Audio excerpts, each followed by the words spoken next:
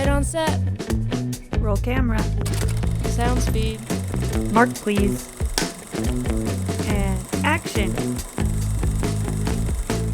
Episode 9, take 1. Welcome back to Students in Focus. I'm Katie, a student producer at UENTV. In this show, we focus on the incredible creativity of students from across the state of Utah. This week, we feature a poetic documentary, the art of stop-motion animation, and a personal narrative. Our first feature is Ultra Blue by Kiriana, a student from Spy Hop Productions. Spy Hop is a digital media art center that supports students of all ages who are interested in film, music, audio, and design. Ultra Blue is a poetic documentary that navigates the strange complexities of dreams and nightmares.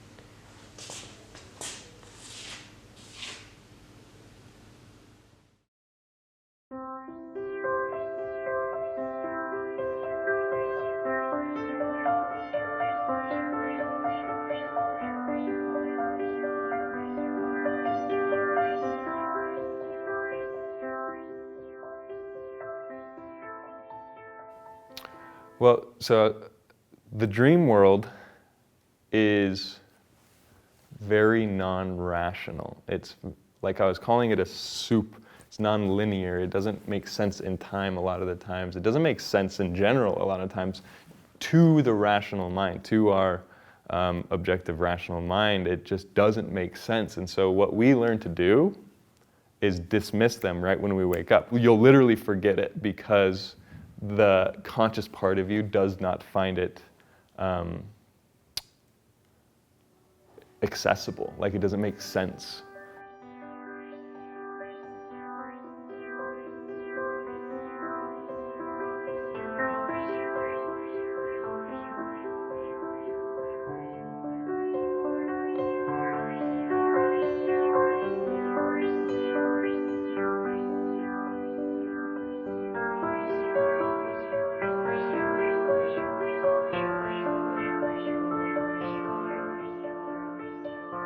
I have kind of recurring nightmares of drowning, and I will just be like, it happens a lot. And so in this one, I was just kind of like walking through the hall of a house, and the floor just opened up, and I just fell into the ocean. And so then, there was all of that, me trying to like survive that and kind of come out to the other side of the house.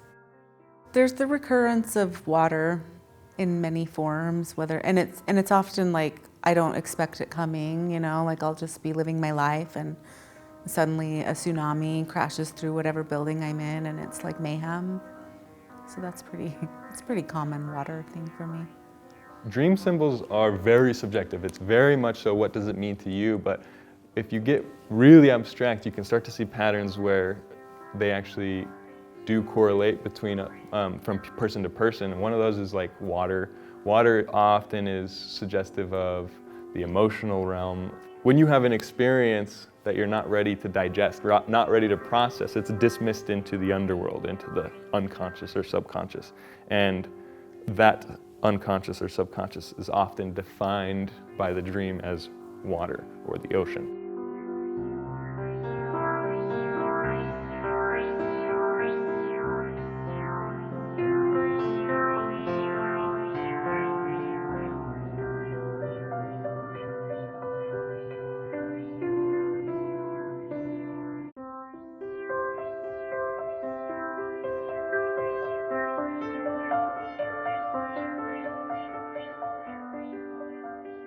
There's two types of self-identification. There's the self that is in the moment, and then there's the self that is like a catalog of history. and we identify as both of those things. And when the systems get out of order or aren't functioning properly, we can have an experience that happened to us years ago that we think our body thinks is continuing to happen to us right now. And interestingly enough, nightmares are going to take unprocessed emotion, and it will use symbolism and imagery to evoke that same emotion in you to try to essentially get you to process something that was not processed before. When I was younger, I used to have dreams that I would be in this house and I wouldn't know where I was, but then suddenly I would remember where I was and I would be like, oh my God, this is my house. And I forgot about this entire part of it. And it would be this really familiar thing. And that happened a lot when I was little, just kind of ending up in a house that wasn't really mine, that I believed was mine.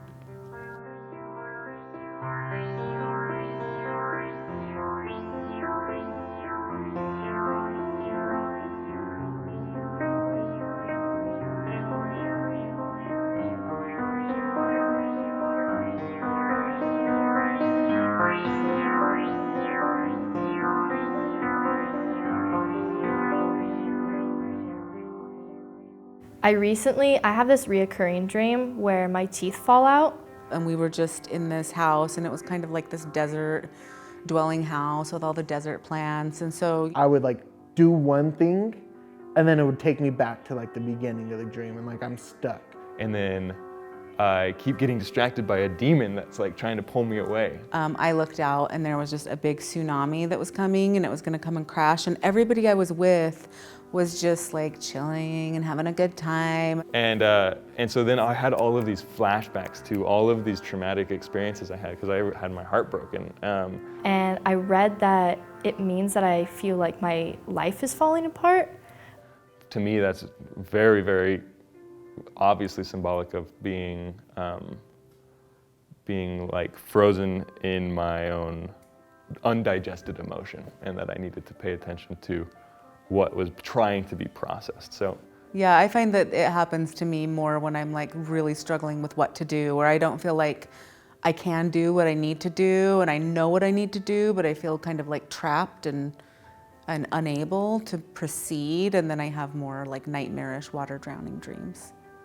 And that can be there from when you were so young you don't even remember what caused the emotion. That's what is the interesting nature of emotion, is that it doesn't need to be tied to any event. It's an entity almost in its own.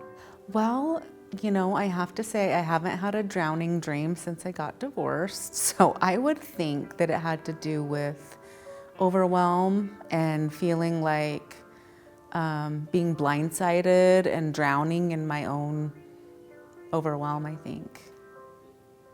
This dream was all about uncovering these emotions that I had been running from for 10 years. And it wasn't very pleasant, but then I literally woke up crying and I wrote, and I felt freed from something that had been haunting me for 10 years.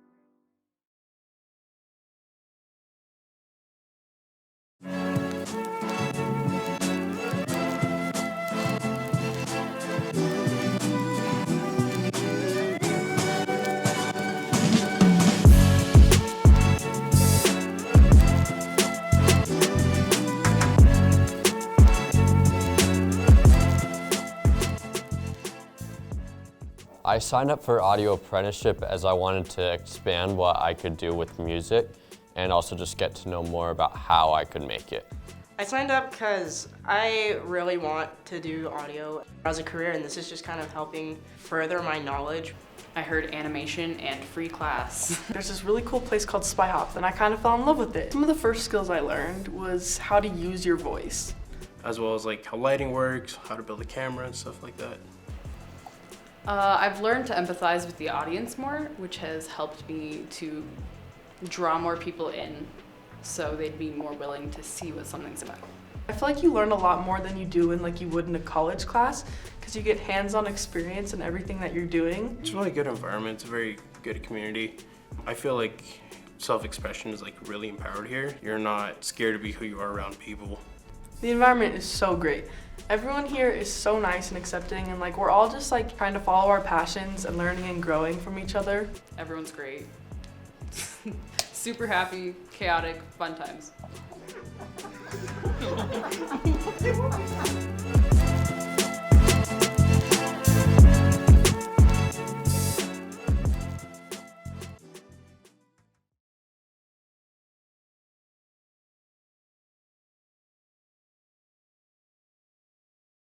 Do you have a film or media event coming up? We'd love to hear from you. Visit our website at uen.org/studentsinfocus to share with us.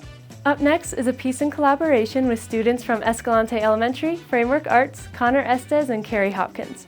Framework Arts is an organization that engages youth, educators, and the public in creating and sharing personal narratives through project-based curriculum.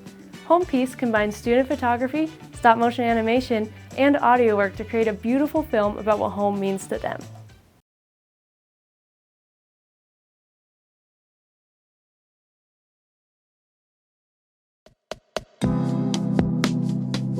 When I hear the word home, I think of my grandma. When I hear the word home, I think of sweet. my dad. When I hear the word home, I think of my brother. When I hear the word home, I think of family. When I hear the word home, I think of my brother. And rugby and softball. Word home, I think of my friends. When I hear the word home, I think of my pets. When I hear the word home, I think of someplace safe. When I hear the word home, I think it's my dad, because he's probably one of the most people that I look up to. We go to my house, like you just hear barking from my dogs. I have a puppy and her mom, and like they both bark a lot. Go into my house, you'll hear yelling, you'll hear the vacuum, you'll hear dogs barking. You'll probably smell like cleaning supplies. So once I come home, it would always be my brother with his nonstop talking. So the first thing you do when you come inside my house, you'll probably get ransacked by my dog. Sometimes while I'm in the call, my bunny starts yanking on her cage, and my brother's like playing on his PlayStation, like Fortnite. He's like shooting, and he's telling his friend to shut up and everything. And my dogs are barking, and my mom is like in the kitchen listening to music while cooking. She's just like dancing.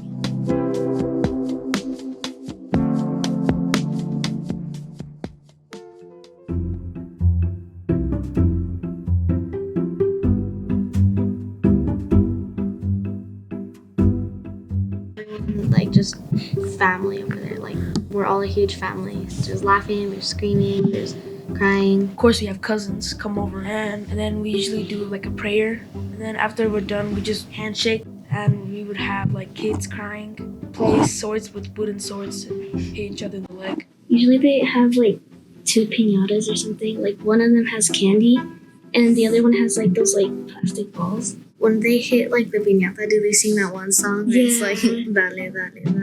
You guys know that song too? It's like dale, dale, dale. And then, dale. I think it translates into like hit it, hit it, hit it. And then like it's just basically saying how much like time you have left, and like everyone, it just like as they keep singing, the volume gets higher and higher and higher, and then it just stops, and then everybody's just quiet, and then all the kids just go for the candy. So it's just like a traditional like song. We just play soccer in the backyard, and our little cousins jump on the trampoline. And sometimes my sister, they play Among Us together. And there's like a big cake, and then they like smash the person head in the cake. When whoever's birthday it is, like they smash their face in the cake, and then people take pictures of them with frosting and cake all over their face. All they want to do is go downstairs in the basement with their boxing gloves and fight each other. If home was a meal, it would taste like tamales, pozole, wings and spaghetti, hot pocket, Pozole or chilaquiles. like sliced up watermelon pieces with tajín. Gummies or the peach rings with chamoy and tahini. Like mazapan, dubalin.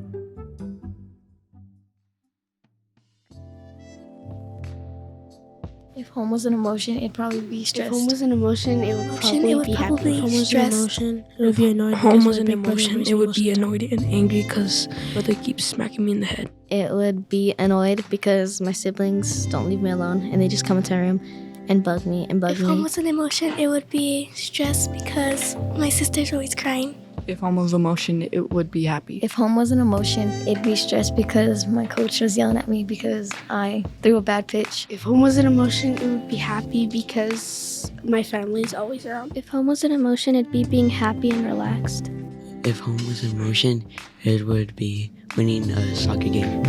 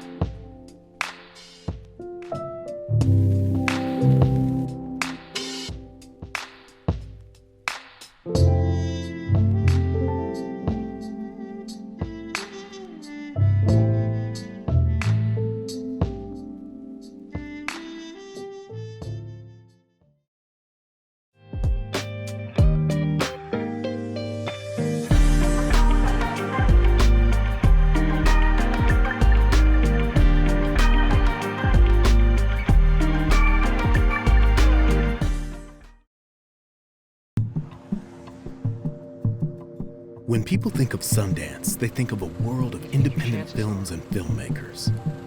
But they're all a part of something much, much bigger. At the heart of it all is the Sundance Institute, a nonprofit arts organization that supports extraordinary artists, their culture-shifting work, and connects them with passionate audiences. We're a global stage for independent storytellers, and we amplify the impact of their work in the world. We discover next-gen voices and provide the resources they need to bring their stories to life. We support artists who are building new realities to explore. And we connect emerging storytellers everywhere with decades of experience and expertise. The Sundance Institute is bringing together artists, film lovers, educators, funders, and industry to evolve our world through stories.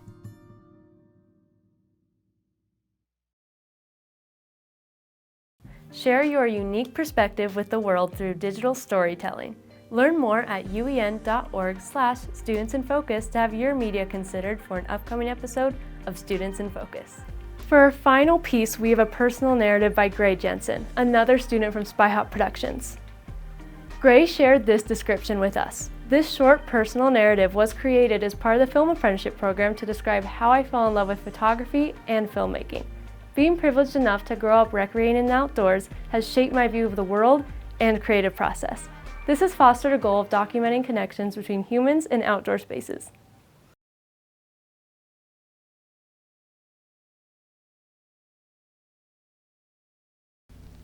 My first memories were formed in the outdoors.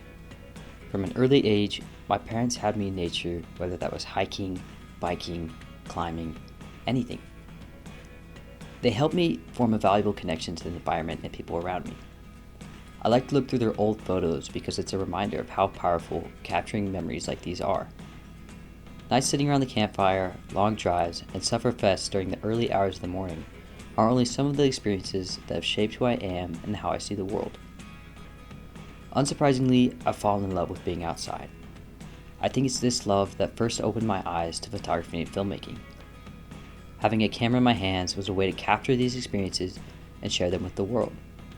Not only that, in the past couple of years, I've realized that storytelling of all kinds opens up a world of opportunities for adventure.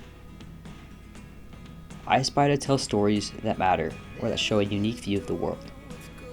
I want to document the big moments and the small ones. I want to capture motion, but also evoke it. And I want to use film to raise awareness and better communities. The people and places I've experienced throughout my life have been and will always be what make me me.